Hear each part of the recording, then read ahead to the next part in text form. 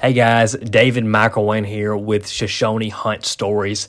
This is where we give you the tips, the tactics, also lets you get an inside look of what it is like to go to these outfitters on these hunts before you actually go.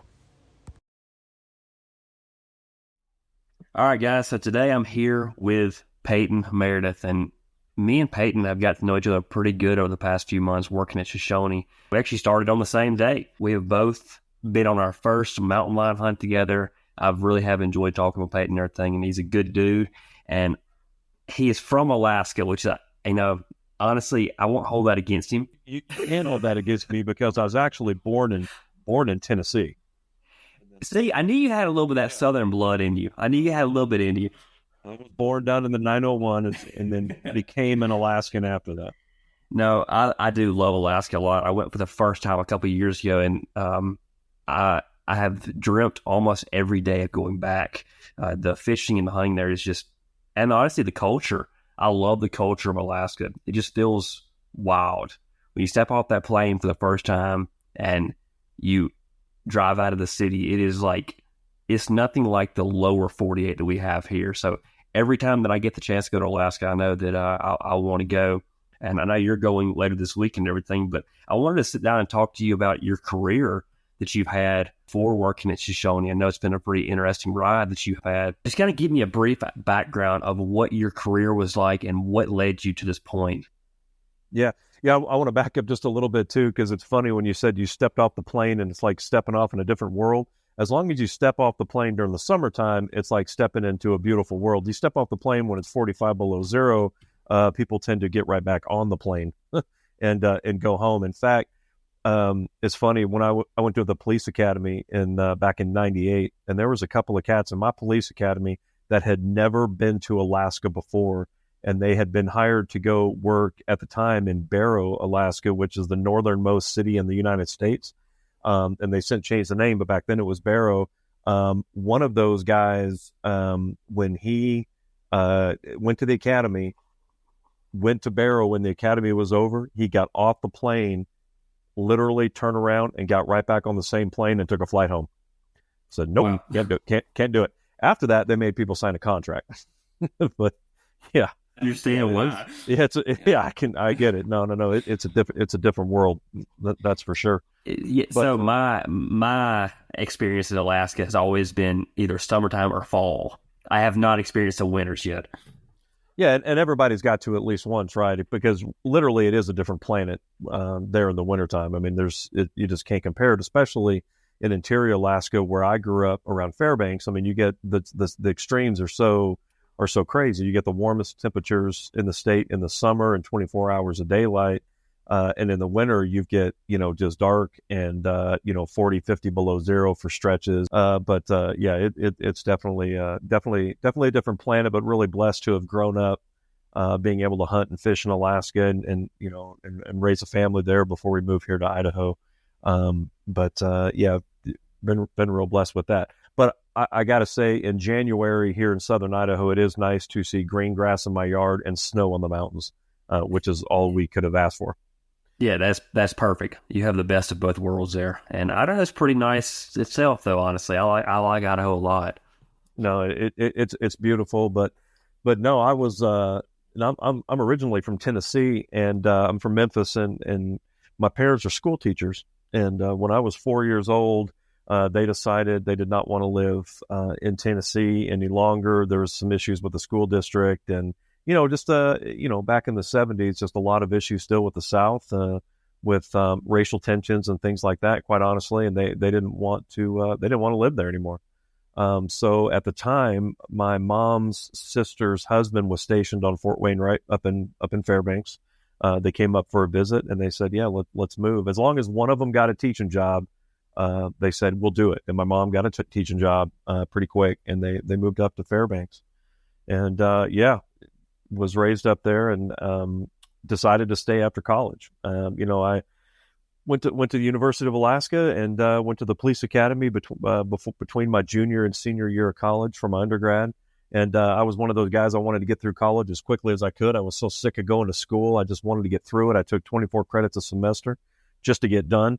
And luckily, criminal justice degrees are not rocket science. You don't have to do a lot of math, thank goodness. And I did my undergrad in 3.5 years just to get done with it, and actually went to the police academy and then graduated college, and just got real lucky. I started out in the North Pole Police Department. North Pole is not at the top of the world. North Pole is actually about 15 miles southwest of Fairbanks in the middle of the state. But seriously, if you've never been there, the Santa Claus house is there. There are candy cane light poles up that are there. It's a trip. I mean, but it's an actual town. It's kind of one of those. I did not know that was a thing. No, it's a trip. Yeah, it's really cool. You can you go to the Santa Claus house and get postmarked North Pole, Alaska Santa Claus cards sent to kids around the world. I've done it. I've sent them to kids in South Africa and stuff that I've met. It's a trip. I think it's pretty cool. But it was one of those places it was a fun place to start a career. It was not a place where I wanted to spend my career, because you can only drive around in circles so long. And when you're 21 years old, wanting to start a career and save the world and be a super cop, it's just, it was slow. It was slow. So, I was lucky enough to have Fairbanks give me a call, which of course I grew up there, and they wanted me to apply for them, and the rest is history. And it was a hell of a ride. It was a hell of a ride working in that town for over 20 years. What I've always heard Alaska was pretty rough on crime. It's crazy to hear just, your experiences there. And I know you're still having to do some stuff up there and everything. But you said the North Pole district. Yeah. To yeah. So, yeah. And it's almost, I don't want to say it's like a suburb, because North Pole is, it's like 15 miles away. But I mean, it's a neat town, and that department has come a long way when I first started. Steve Ducher is the chief up there now. He's one of my close friends, and he's really changed that place. And they're a great department. In fact, a lot of guys that work for Fairbanks have gone to work for North Pole since then. But yeah, I mean, it was a small place, but it was fun. I remember my first traffic stop I ever did. It was a lady speeding on 8th Avenue, North Pole. I did not write her a ticket.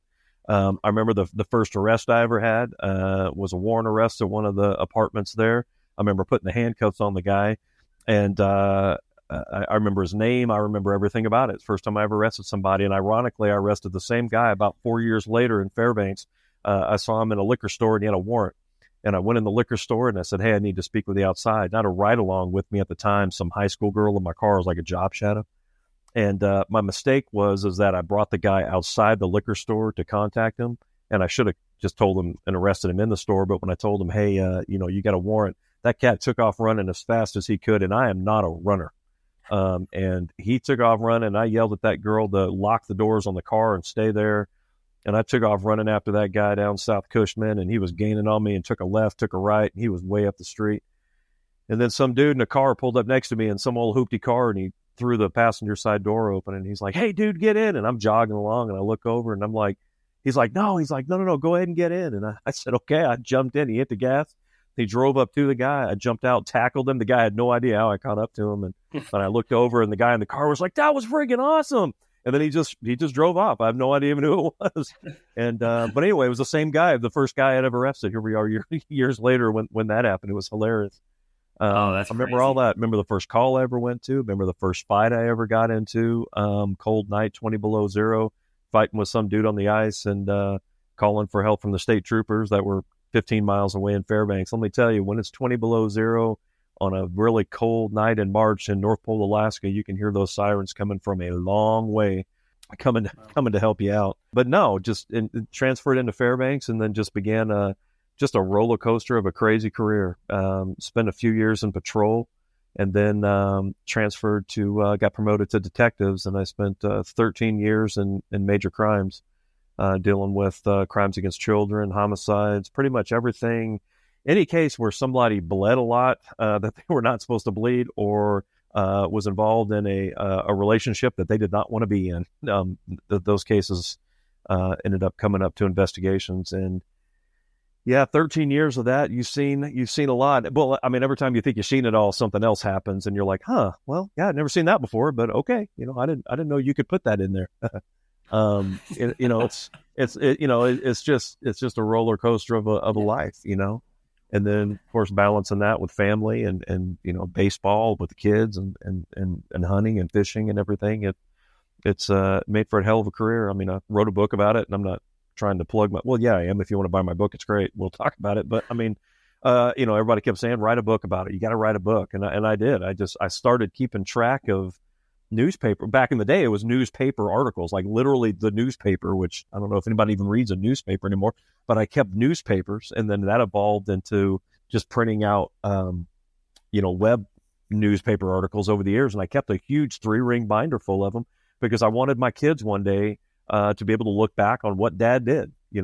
I started so early. I knew that I was going to be done with law enforcement like I am now. By the time, our middle kids are only 12, and I wanted them to kind of know what Dad did, and that evolved into the book I wrote, which the 12-year-olds are not allowed to read. My older kids have read it, and they really enjoyed it. But and then 13 years of that, and then decided to go back to the street and promote. And I wanted to promote. I wanted to needed that on the resume, and I love supervising, and so did the sergeant thing, and then eventually retired a lieutenant, and moved down to Idaho. But What made you what made you want to move down to Idaho? It was an easy decision, David. My wife my wife still runs the 911 center for Interior Alaska from Idaho here. She's the hardest working person from home you've ever seen. And she actually has to go back once a month for a few days to Fairbanks. But so she was, we met at the police department there. She's a dispatcher, shocker, right? Police officers and dispatchers meeting. And she is from Oregon, and she had gone to Boise State. And so we had traveled down here a couple times just to visit and go to weddings and things like that. And we just really, I liked the area. She had always liked it. And I came down here. I was like, it's 100 degrees in the summer. They don't know what winter here is. They call winter here is like a long fall in Fairbanks. It snows, it melts, it gets down to 20 degrees, and then it warms up. it's nothing. So it was just kind of a perfect fit. The kids said, yeah, let's do it. So we just, when I could pull the plug and get paid for just waking up in the morning by the state of Alaska, we moved down, and it's been great. We got a kid that's our oldest is a senior at the University of Montana, so he went down there, and then our next youngest kid, he's deployed, he's in the U.S. Navy, and then we've got twins and an unexpected, beautiful 4-year-old daughter that was not planned, but she's a blessing anyway. But yeah, so we ended up here, and we love it. No, we love it. Like I said, green grass in the yard, there's snow on the mountains, and plenty of stuff to do. And you can drive anywhere. It's amazing living down in America. Like, you can drive anywhere or catch a flight. It's cool. I imagine it's a lot different than growing up in Alaska. And I know your kids. How did your kids handle the move? Did they enjoy it, or did they love Alaska just as much as you did when you were growing up? Or yeah, no, they really enjoyed it. The older kid, he was going to come down south for college anyway, and what the plan originally was, okay, we'll go ahead and move. The 2 oldest kids, they'll go to Boise State, and it'll all work out just like that. Well, we got down here, and the one kid decided to go to Montana, so he went to college there. The other kid who was going to go to Boise State, he decided to go in the Navy, which he's off to a couple of years, a great career there. So he decided to go in the Navy. So now no one's going to Boise State except for me. I ended up getting an adjunct teaching job at Boise State, teaching law enforcement. I'm the only one who ended up there. So it's kind of ironic how it ended up. But no, they miss Alaska. They miss their friends. That's gotten easier over the last couple of years. But they do miss a lot of things about it. But then again, there's so much to do here and so many opportunities here that there isn't there, for sports and just different. Yeah, just everything, there's so many more things to do here. They're enjoying that as well. The older kids were spoiled growing up hunting and fishing in Alaska. They've, bears and caribou and all this other stuff that they've killed that a lot of other kids are not afforded the opportunity to do that. But and the younger kids will end up, but we can always go back and go hunting and things like that. And our oldest boy, he has always kept his Alaska residency because he wants to go back, possibly, and he's on a scholarship where he has to keep his Alaska residency. So as long as he stays a resident, then I can always go back up and hunt, sheep or grizzly bear and other things. So I'm lucky enough to be able to do that. So, but not a bad gig. Not a bad gig. I'm not going to complain about that at all. But yeah, I could talk for hours, all the police stories and law enforcement fun stories that that kind of shaped and molded that career. But Well, I'll ask you it was just a hell of a one. ride. Yep. I'll ask you just one. So, the title of your book, give me a little background on why that's the title of your book. Oh, I won't okay. no, I won't make you tell the story to ruin, No, I'll tell it. No. I'll tell it. It's funny. The book. I started writing the book. Literally, I was sitting in the Louisville airport, and I was coming back from a homicide conference, and it was like 2016 or something, and I just started writing the intro to the book. And I wrote the intro sitting there, and of course it was edited and changed over time. And I started the book off talking about the first real rotten dead body I ever had to deal with, because it's a funny story too. And I had originally titled the book River City. Fairbanks, the Chena River flows through Fairbanks. It's the Golden Heart City, River City. It's got a bunch of different names. So that was the title for the book for a long time. And I was on a traffic stop not too long before I retired. And I pulled this lady over out on the highway outside of Fairbanks, and I walked up to the car, and this lady was sitting in the car, and she had like on it's like a minivan, if I remember right, and she it almost looked like surgical scrubs, like pajama type kind of clothes, and she was sitting there, and I always ask the same people the same questions, like, hey, do you know why I pulled you over? And she's like, well, I said, you know why I pulled you over? She goes, yeah, I was speeding. And I'm like, all right. I said, you know what the speed limit is? It's 50 or 60 or whatever the speed limit was. And I'm like, yeah. I said, you know how fast you were going? And she's like, I was going about 75. Well, check. I mean, literally, she was writing her own ticket. You know what I mean? It's like, I could have just give it to her to fill out, And I always ask everybody the same thing. I'm like, hey, is there any reason why you were speeding today? I mean, I don't know if there's an emergency or where they're going. And she goes, yeah, she said, my turkey has hypothermia. And I looked at her like, excuse me? And she says, yeah, I got to go. My turkey has hypothermia. And I was trying to process what she was saying. And about the third time she said it, and this guy was kind of big chested. I don't know a better way to say that, right? She's kind of big up front. And up from amongst between her cleavage, I guess you could say, a turkey head popped up. And this turkey was down between her breasts, and she comes up, and this turkey head started, and like everything's jiggling and moving around, and I'm like, huh? She goes, yeah. She goes, my turkey has hypothermia. I'm trying to keep him warm, and the turkey's moving around and jiggling everything. I just walked back to the car, and literally I changed the title of the book right there to My Turkey Has Hypothermia. I just it's just one of those just kind of funny things, and I just figured it'd be kind of a catchy title for a book, and then that became the cover of the book as well. I paid a graphic artist to do the graphic illustration for the front of it, of this turkey inside some. That is perfect. Yeah. That is perfect. Did you give her a ticket? I did. Oh, I did, but I marked it down though. I marked it down. She only got, it was a less of a fine.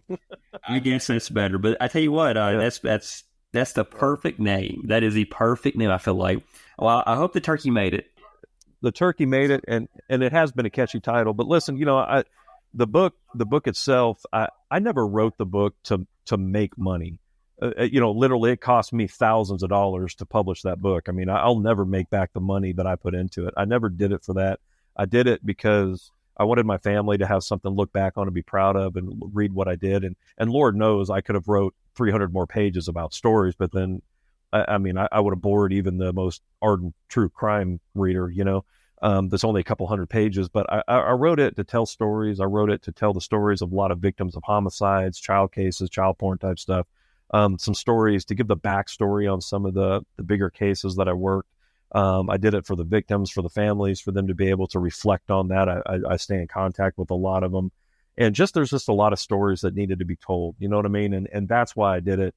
Like I said, was never going to make money doing it. And that's not what it's about. I sell a few on Amazon, and I don't even see that money because it goes to storage fees for the books. I mean, that's not the point. But it's turned into more of like a Christmas present, or, for people and stuff like that now. So, that's really why I did it. But well, it's good for your children to be able to read one day when they get old enough to understand, and your family and everything. And when they're old enough to be able to read the content, because it is not a kid's book. That can be sure. So because I kept it real, I didn't want to I kept it real. You know what I mean? I mean, I didn't want to.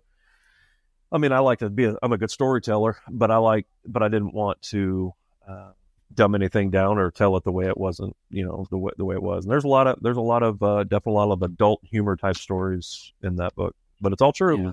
It's all true. Well, what I I've joked about this, but I'm very serious when I say it. But I feel like I know you spent your career as in law enforcement, but since I've been working with you here at Shoshone, I really feel like you have found your second calling in life. It feels like, and I truly enjoyed it, man. I tell you what, and that kind of segues into the next thing I want to talk about is your hunting career. So from law enforcement, were you hunting the whole time, or did you get into it after that, or growing up in Alaska? I know it's a lot different than what I'm used to here. Um, It is, and I grew up hunting, but I didn't come from a real hunting household. My dad did a little hunting in the South, but bless his heart, my dad went because I wanted to go. Right? It's not like my dad would have gotten up at 5 o'clock in the morning during moose season and gone out for 2 weeks to go moose hunting.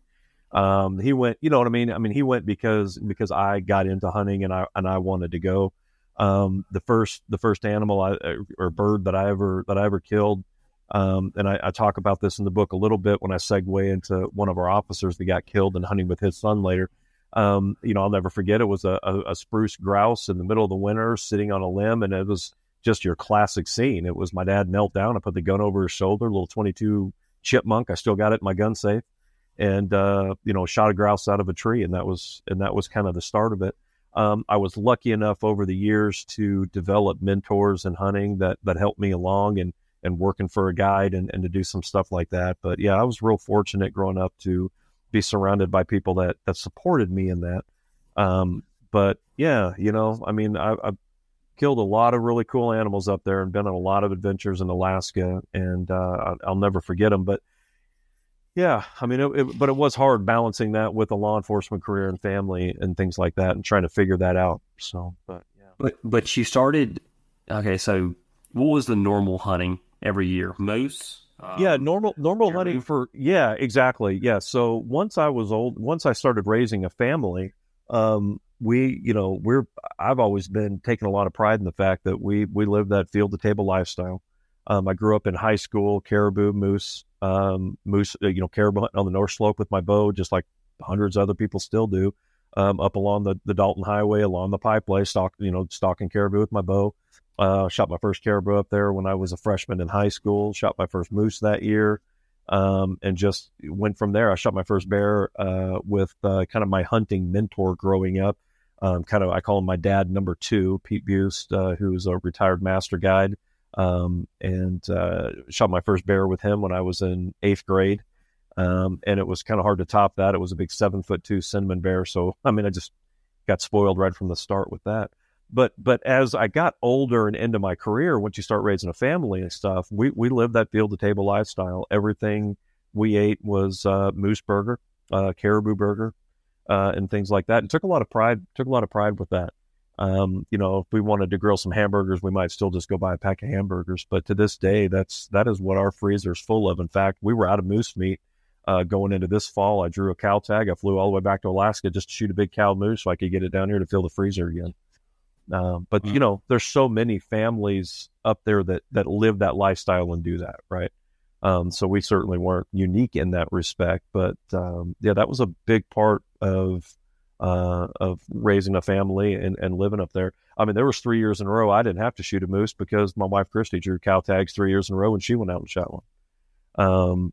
But shot a lot of moose growing up. I always wanted to shoot one big one. And it's like catching that one big halibut. I just wanted once. And finally I shot a 60-inch moose a few years ago and shot that big one, and it's of course on the wall here. And then I went right back to shooting cows again. I just wanted one big bull of all the little ones I had shot, and finally got it done. And then just went back to shooting cows for meat after that. But yeah, real fortunate. Cool. Yeah, real fortunate. That's the kind of a dream for me, and for a lot of people that don't live in Alaska in a place like that, is moose hunting and everything. But so after your career kind of moose hunting and caribou and everything and bears, what was your next step? what did you want to do next? I know most people evolve in their career, in their hunting careers, Yeah. wanting to branch out. Well, it's funny. It was a few different things, right? So 20 years ago, to the literally almost to the day right now we're talking, Pete and I went to South Africa for the first time.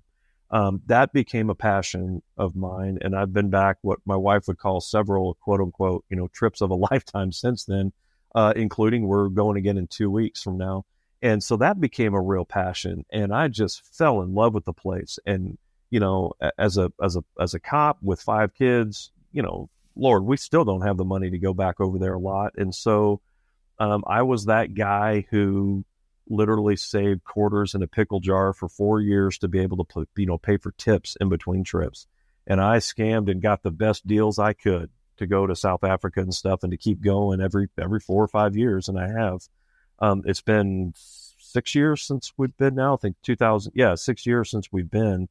So, I mean, it's not like we go every year, but that became a real passion, the history of the place. Christy and I, the last time we went, we toured all around Southern Africa, Cape Town, the Garden Route, Robben Island Prison, where Mandela was, just the wine country. We did all of it. Boulders Beach, got to see all the penguins, and just fell in love with the place. So that became a real passion, and which it still is. And then I really wanted to kind of branch out, and growing up in Alaska, for goodness sakes, I had never killed a white-tailed deer before. They just don't have them, right? And so I really wanted to get in to do more deer hunting, and shoot the North American Slam of deer. I'm almost there now. Since moving to Idaho, finally shot a nice little whitetail buck in Oklahoma last year. First deer I shot once I moved here was a Coues deer down in Arizona with a good buddy. Shot a mule deer in Idaho, of course. And so now I just got to jump on a Columbia blacktail. So that became a passion. One of the adventure hunts that I always wanted to do was a muskox hunt. And that finally came to fruition back in 2017, just by pure luck. In Alaska, Alaska's a lottery state for draw tags. There's no preference points. There's no bonus points. You either draw or you don't. And I had been putting in for Nunivak Island Muskox tags for I don't know how long. And a buddy of mine, Dustin, we finally put in together for a party hunt where one of us draws, we both draw. And goodness gracious, sure enough, we drew. I think it was the second year that we put in together, we drew that muskox tag. And when you draw that tag, you have to wait a year before you go, because you draw during February. And it's for the next year, not, because you hunt them in the winter up there. So you hunt them like February, March. So you have to wait a whole year to go.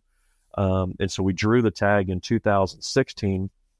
And that tag and that hunt eventually became real personal to me, and became, something, I don't know another way to put it, became real personal because of a death in our law enforcement family that year. And so it became more than that,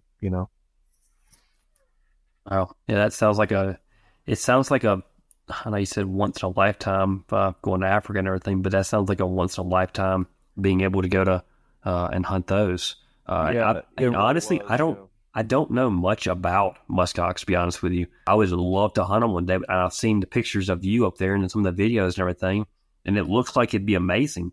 Yeah, it looks like it'd be very, very, very cold, but I want to hear more about the hunt and the culture around the people and everything. And yeah, it's unbelievable. And muskox hunting, I think like Steve Ranella said it best on his show, and really on Meat Eater, and really my hunt was almost modeled exactly after like a hunt like the Meat Eater episode. In fact, there's one of his shows that he did the exact hunt I did. He hunted the same place, same guide, same outfitter, same snow machines. I stayed in the same house, not on purpose. It just kind of ended up like that because when he did that same hunt, and I think he almost said it best. It's the harvesting of a muskox. The killing of the muskox is more of a harvest, right? I mean, they're wild and they're out there, but they don't have any natural predators out there. The actual killing of a muskox is not a difficult thing to do, particularly with a rifle. I was bow hunting with my buddy Dustin, but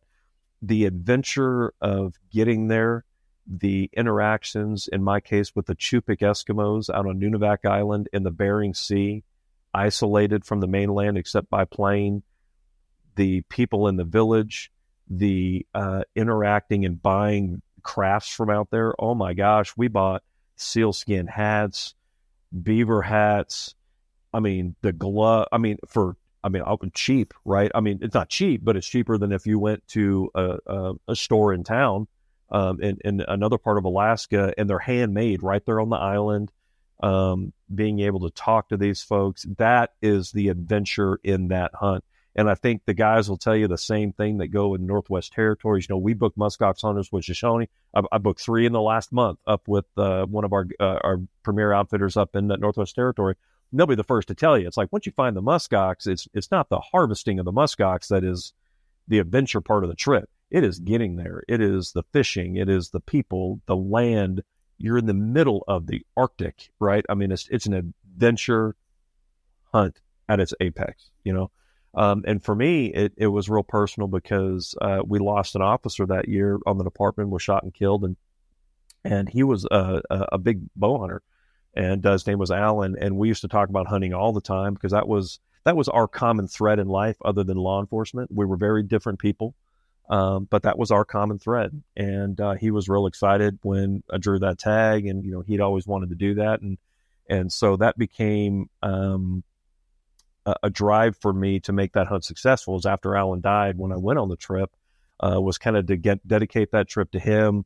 You know, his badge number was written on the arrow. I'm looking at it right now. I got it mounted on the wall, not mounted on the wall, but it's on an antler on my wall right now. The piece of the broken arrow from that I pulled out of that muskox with Alan's badge number written on it. And it kind of dedicated that trip to him. So it was an adventure in itself with the Chupik and the shoot, you know, the hunt, which I'll tell you about, but it was way more emotional than that. Wrote a big article for Bowhunter magazine about it. It was in there called A Big Bull for Allen. And when that magazine article came out, I had people reach out to me from all over the country because they didn't have my phone number, but they knew from the article that I worked for Fairbanks Police, right? So they would call the department, and I'd get calls. I don't know, when that magazine came out, I don't know how many calls I got from other cops all over the country. Like, hey, I mean, it just, you know, I appreciate the article. It was unbelievable, an experience, and just the hunt took on a whole new level when Alan died. Yeah, it was. Yeah, that's pretty powerful. Yeah, pretty powerful. When you're hunting like that for somebody else, it takes on a whole different beast. And it's an emotional ride, man. I've had some friends that have passed away that I've kind of devoted hunts to and everything. And it's I'm getting chill bumps talking about it right now. It's special. Well, yeah. And even to add to that, I mean, you know, the law enforcement family, the hunting community is really kind of one together, right? Because my Lord, there are so many people in the law enforcement community that hunt. And Alan, you know, his kids were so young when he died, and his little boy, he never got to hunt with his dad, you know. And then so when his son was old enough to finally hunt, I'm trying to remember how old he was, 9 or 10 or something like that. Another friend and I, we used to run a big bear camp up there. We took him bear hunting, and I will never forget till the day I die, hunting with that little boy sitting in front of me and shooting a black bear with him with his dad's rifle that he had given him. He was so nervous shooting it. I had to put my finger over top of his in the trigger guard and help him pull the trigger. Killed this nice black bear, you know, with his dad's gun. And that was the first big game animal he ever shot, you know, and it meant a lot to everybody because, you know, that, you know, he was robbed of that. You know, he was robbed of ever being able to be able to hunt with his dad. And, you know, the guy that killed him, you know, we put that guy in jail, but, you know, that little boy was robbed of that. And, you know, I mean, it you know, it's just hard. It's just hard. We had a taxidermist in town that donated the taxidermy work so he could get a rug done out of it. It was a great deal. I mean, it was great. And it all comes back to that, you know, that hunting community, right? We're all hunters, and whether or not it's hunters and law enforcement standing together and first responders and military and everybody else. And, I know I'm just singling out those professions, but, you know, we're kind of all in this together, and we got to kind of stick together when it comes to that stuff. But, we're all a big family, and I cannot imagine that kid's feeling taking the bear with his dad's rifle with you there and everything. I imagine that meant a lot to him, and that's something he'll never ever forget. No, So no, it was unbelievable, and it was unbelievable. And there's only so much we can do, but it was cool. But and going back to the muskox hunt, what you're talking about, the details of that and things like that. I mean, it's we got stuck when we flew. I guess logistically, if you do that hunt in Alaska when you're getting the tags and stuff, you got to fly to Bethel. Bethel's out in Southwest Alaska, and Bethel, Alaska, is the hub for Southwest Alaska for literally probably 100 native villages and small communities in Southwest Alaska. You can't drive to any of these places. You got to fly or take a boat in the summer. So you go to Bethel, and hopefully the weather's good enough to get out to the island. We were weathered in for 2 days to where we couldn't even get to Nunivak Island. So luckily we had a place to stay with some state trooper friends that I had out there. And so when we finally made it out to the island, we flew out first thing in the morning, made it out to the island. The weather was good. Now, Dustin and I got off the Cessna Caravan. Dustin had never ridden a snow machine before. He's an Indiana kid, lives in Idaho now. He had never even gotten on a snow machine. And then so we had to take snow machines into the village. So he's looking at, and he's an engineer, so he figured it out real quick. But he's like, okay, throttle, brake. All right, let's go. Woo! And away we went. Those hunts revolve around weather. When we got to James's house, James Whitman, when we got to that house with the weather good, they're like, change your clothes. We're leaving now. Now, in Alaska, you cannot fly and hunt in the same 24-hour period, but this was a commercially scheduled flight. And so that was legal. We could fly and hunt the same day. Okay. So we immediately changed clothes. Dustin grabbed his bow. I said, you're first up. In retrospect, I should have grabbed mine. Grabbed his bow, took off. We made it 14 miles south of that town, of the village of Macoriaruck, which is the only village on the island. And we saw our first muskox herd, hiked up to the top of this hill. They hiked to the bottom. I got to the top because I'm slow and fat. It took me a bit. Dustin's skinny and tall. He had got to the top, walked down the other side. I came just over the top in time to film him shooting this muskox. We had just gotten off the plane 2 hours before this. 2 hours. And we couldn't believe it. I mean, and it was hilarious because I'm on top of this hill looking down. Dustin's got and I can see all this play out. He shoots his muskox, it runs, it falls down, it gets up, it falls again. And I mean, it's unbelievable. He's a ways away from me, and I see him walk up, and he's walking around the muskox, like he's circling it. I remember thinking, God, what is he doing?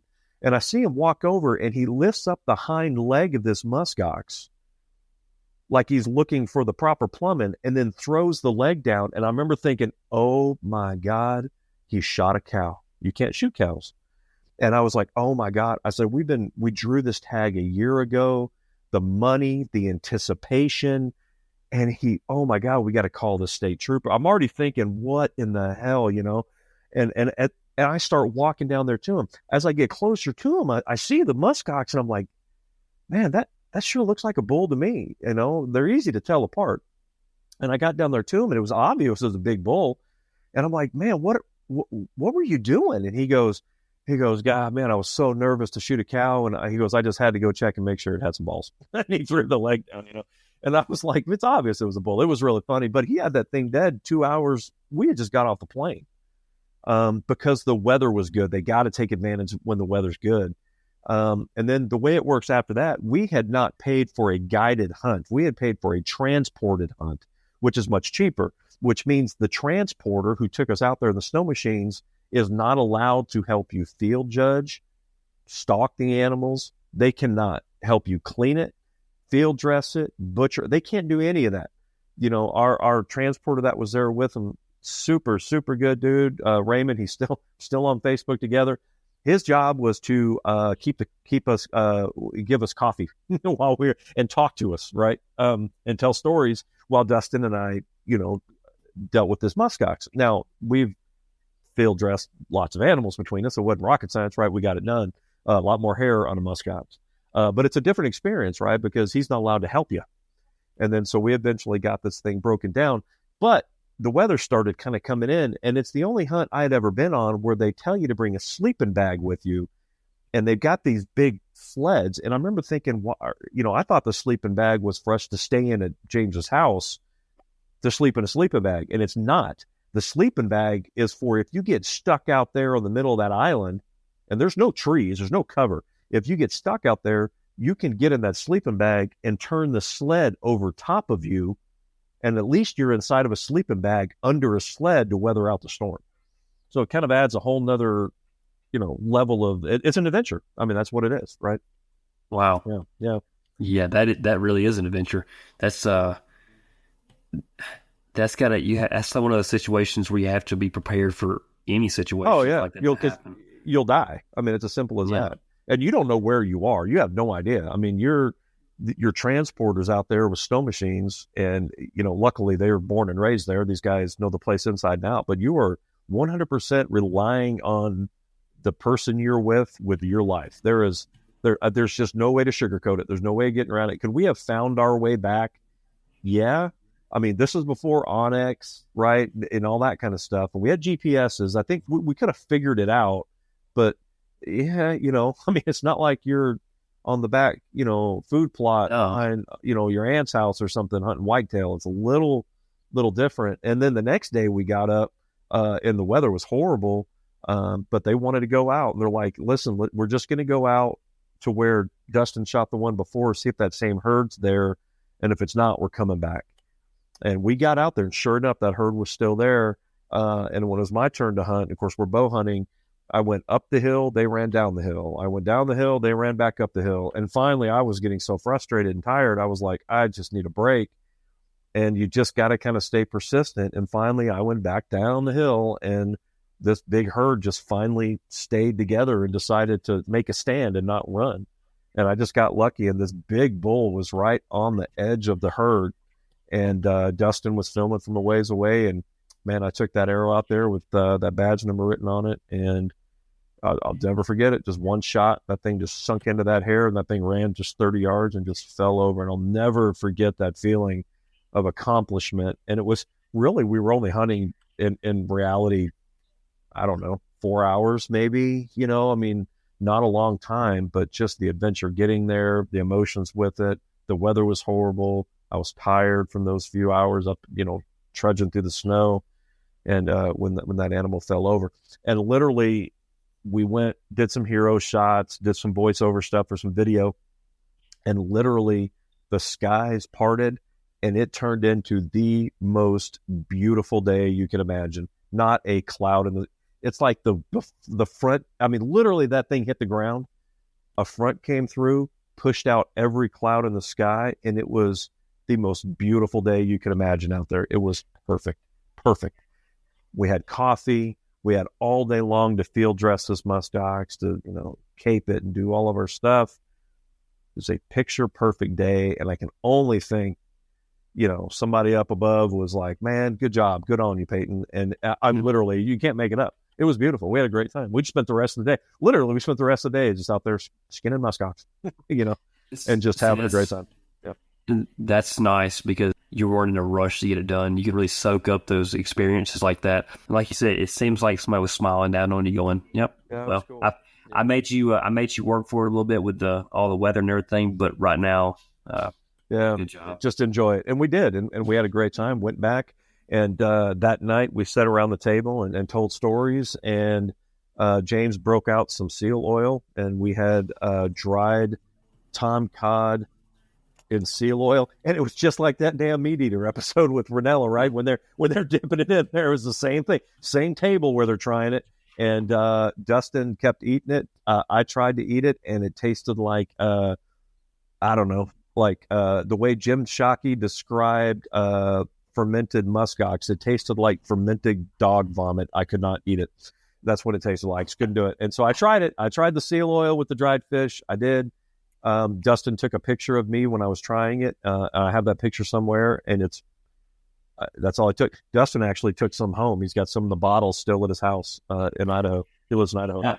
Yeah, I was going to ask you. Yeah, I was going to ask you how it was.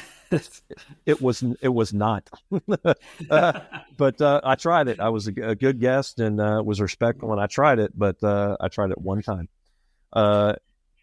And the rest of the time, we ate what they call white people food. And that was it. They were like, how about a hamburger? Sure. Perfect. Yeah. They call it, their native food. That's what they called it. It was hilarious. And we spent the rest of the time touring. Dustin shot a nice fox. They do a lot of reindeer herding out there on that island, and they had just done the butchering for the reindeer, which is on this big lake. They herd the reindeer onto this lake, and that's where they butcher them. Then they don't have to clean up all the crap, right? Because springtime comes, it just goes to the bottom of the lake.